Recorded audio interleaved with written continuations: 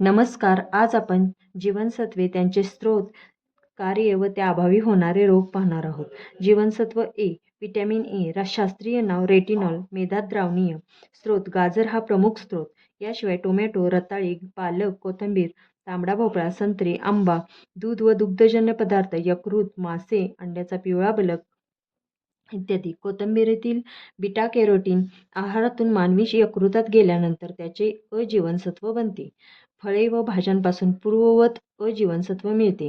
प्राणीज पदार्थापासून तयार अजीवनसत्व मिळते.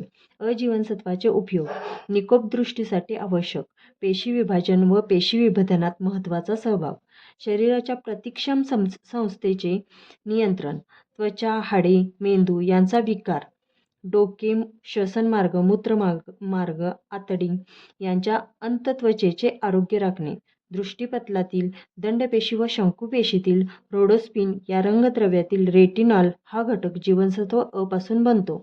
अजीवनसत्वाअभावी होणारे रोग: रातआंधळेपणा, मंद प्रकाशात दृष्टी कमी होते, झिरोप्थाल्मिया, शुष्क डोळे, बायटॉट बिंदू, नेत्र श्लेष्मलेवर करडे त्रिकोणी द्विपार्श्वसंमितीय ठिपके, कॅरोटोमॅलेशिया, पारपटल वेगाने मऊ होते व नेत्रगोलाचा नाश होऊन अंधत्व येते, झिरोडर्मा, त्वचेचा कोरडेपणा, गरोदर महिलांनी मांसाहारात यकृताचे अतिसेवन केल्यास त्यातील अजीवनसत्वाच्या उच्च संहतीमुळे गर्भात विकृती निर्माण होतात.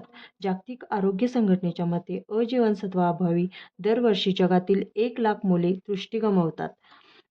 जीवनसत्व अ अभाव प्रतिबंध कार्यक्रमाअंतर्गत बालकांना दर 6 महिन्यांनी 66 मिलीग्रॅम इतकी व्हिटॅमिन ए ची मात्रा दिली जाते.